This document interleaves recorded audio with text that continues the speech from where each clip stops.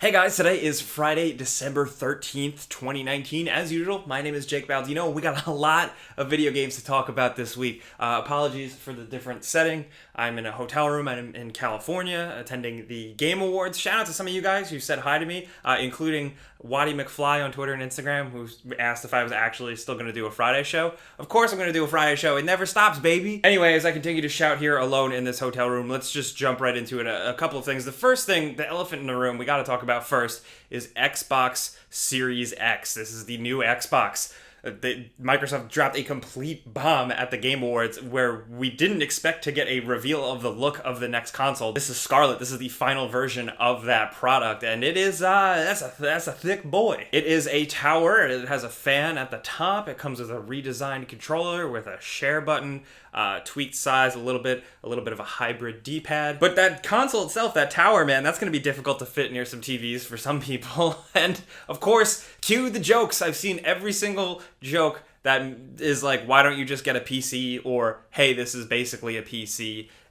Because yes, it actually looks a lot like my current PC build. But that's kind of like what they're going for here. Microsoft is trying something different. We've talked about this so many times before, like running down the specs and stuff. Now we have a good idea of the type of memory they're using. It is 4K, 60 FPS, ray tracing capable. They say 8K and 120 FPS, but I don't believe any of that shit until I see it. Series X as a name is very interesting because, as you guys know, Phil Spencer went on record a couple of days ago saying that the final name of Project Scarlett is going to signify what the box, or like what they're intending to do with the product.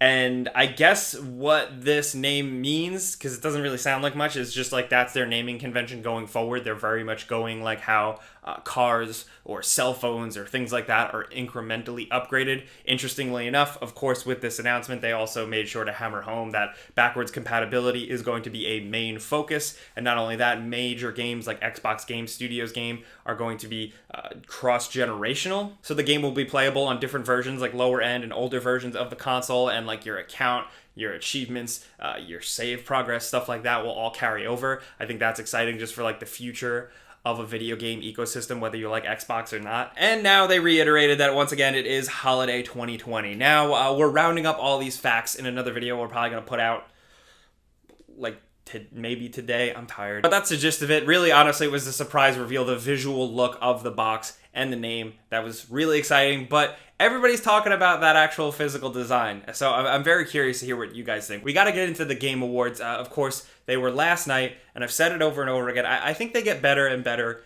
every single year. They used to be massively cringeworthy. Now they feel more like an E3 event where, yes, there's some advertisements, but there's a good focus and celebration of video games, which I think we forget about sometimes, and some cool announcements and reveals. But then also there is the actual awards. Full disclosure, Game Ranks, like we're like an outlet. We were part of the voting judges panel. So if you don't like some of the things that won, it's literally our fault. It's not. A community vote goes into that as well. But the biggest winners were Death Stranding for cleaning up multiple awards like Best Score, Best Performance by Mads Mikkelsen as Cliff, Best Game Direction, and of course Hideo Kojima, who I did get to meet, and I freaked out. Oh my god. But two of the biggest surprises, the biggest upsets are, first, Disco Elysium, winning multiple awards. Best Narrative, Best Indie Game, and I think it's just cool that now that game is on way more people's radar. I think that's definitely a win. Also, it was nice to see Fire Emblem Three Houses get some recognition. I was actually pretty surprised. But the biggest thing is Best Action Adventure Game was Sekiro, Shadows Die Twice, but also Game of the Year went to Sekiro, Shadows Die Twice. I think that's very cool. I was kind of surprised, but I'm not disappointed. By any means, it's very, very good. I was rooting for more from Control, but really the Outer Worlds and the Outer Wilds didn't pick up anything, and I think they were both really cool space games, and that's kind of a bummer. I definitely think they lost out. But of course, these awards don't mean much other than just kind of like celebrating the games and maybe putting them out there for more eyes. Of course, I'm curious to hear what you guys think about that, but also, I just want to say, like, we're going to be doing our version of that, like our Game Ranks Game of the Year video, and we always take your choice into consideration, so linked in the description below. I said this last week too, but there's a poll down there, so go vote for your favorite games. Please definitely do that. We already have like 15,000 votes or something like that, but we want more. We kind of want to get like the whole gang in there, everybody's opinion, you know? Now, briefly, before we move forward, this episode is brought to you by ExpressVPN. Now, we're all online all the time, 24/7 now. You play games online, you're watching this video, maybe you go online for schoolwork or regular work. I do the same stuff, and I finally started getting serious about internet security, and you should too. Using a VPN is great for online safety, especially to protect yourself from some of those bad eggs in the online gaming world. Straight up though, it's good for any unencrypted Wi-Fi network like public Wi-Fi, coffee shop Wi-Fi, or even say you're staying at a hotel. Maybe you're traveling for the holidays. You might be like me in the rest of this video, gaming and working from a hotel room. Or Jake Baldino, the gaming never stops. Never ever stops. The gaming never stops. Either way, ExpressVPN is the market leader for VPNs right now, and it's incredibly easy to use because it comes in at under $7 a month when you count in our 3 months free promo, and it's got a 30-day money-back guarantee. So take back your internet privacy today and find out how you can get 3 months free by going to the link in the description, clicking it. It's expressvpn.com/gameranks. And big thanks to ExpressVPN for sponsoring this video. But if we're talking about winners, I think we won with a lot of really cool announcements. So let's highlight as many as we can. Can't talk about every single one, but I want to highlight some of our favorites here. First, we were very happy to see a look at new Control content. Even just like a slight tease like that was satisfying. But for me, I was blown away to see a sequel to Hellblade Senua's Sacrifice, one of my favorite games of the year, released with Hellblade Senua's Saga. This is now internally like an Xbox game. The trailer was like terrifying, and it's also going to be a next generation Xbox game, so that's something to look forward to. We also got a better look at No More Heroes. 2 new League of Legends games were announced. Also, Fast and the Furious Crossroads. They're finally making a Fast and the Furious game. I don't know what took them so long. It looks kind of rough, but if you think about it, the Fast and Furious franchise is kind of rough, but still lovable. At least for me. I really like Hobbs & Shaw. They should have made a Hobbs & Shaw video game. We also got a really, really good speech from Reggie. I swear I didn't cry and tear up a little bit. But also, thankfully, PlayStation was also involved. First, we got Godfall, a new, very stylistic action slasher game from Gearbox Publishing that did expressly say, hey, this is a PlayStation 5 game. That was kind of like the first time we really saw PlayStation 5 pop up in marketing material. I thought that was cool. And of course, we got an extended look at Sucker Punch's Ghosts of Tsushima.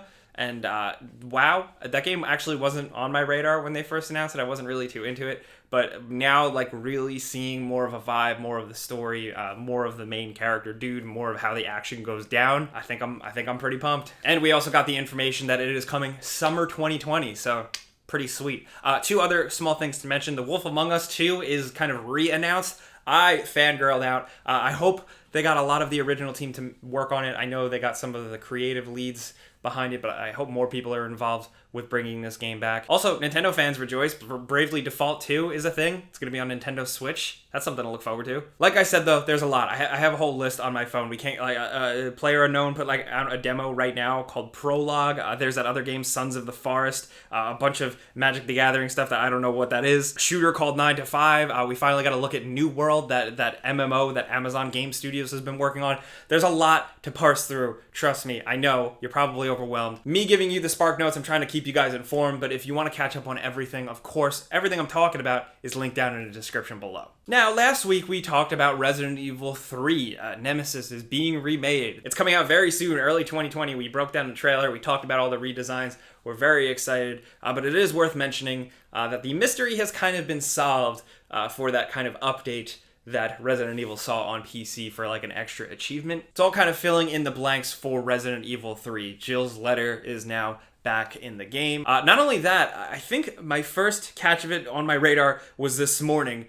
Somebody stumbled across this. So they re-released a Resident Evil 2 demo. Now, you remember the demo that they put out before the game came out? It was like timed, and it was like a one-shot demo. Now they put out like a very traditional game demo. You download it, you play a whole section, and you decide to maybe buy it if you want. But they patched in Nemesis's voice. Like a Nemesis Easter egg is literally in the game here. It seems like YouTube user Sapphire Breeze was the first person to capture this. I'm not sure if it was them. I'm sorry if I missed you, but that was the earliest I could find. And wow, you guys heard that, right? That is crazy. That is perfect. It sounds a little bit different a little bit different than the classic stars, but still I think just right and menacing enough. And I'm really overanalyzing the voice of Nemesis. That's what we're doing here. Okay.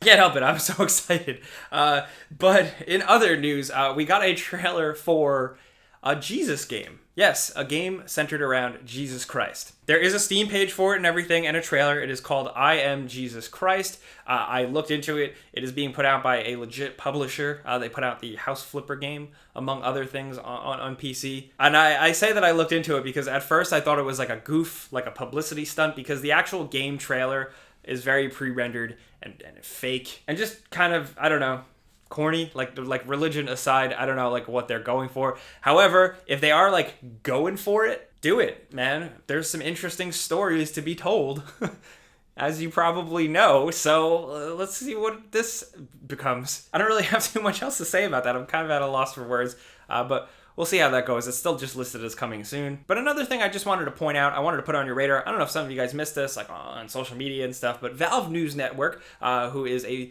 pretty credible source who's gotten a lot of things really correct. He does great work. He's been covering Valve and Valve game news for many, many years now, claims that Left 4 Dead is still a thing, and it is a VR game. He has given us leaks for Left 4 Dead in the past, and a lot of people are down to believe this, and all I can say, I don't want to I can't name any sources or anything, but I have also gotten whiff of this being a thing. So take that for what you will. I'm not really like a deep insider or anything. I just kind of stumble upon things. But I think that's exciting, but it's also very interesting because it really means that Valve really is going all in on VR. If they're doing Half-Life and Left 4 Dead, they really should do Portal as well. But it would also be really nice if everybody could play those games who can't buy a $400 headset. But that's just me. I'm still excited. I like VR, so we'll have to see where that goes. But before we go, let's do a console giveaway. We still do it every week. You know how this goes down. There's a link in the description below. You click it to sign up. You enter once, then you're entered for good. And then every single week, we go in to randomly choose one person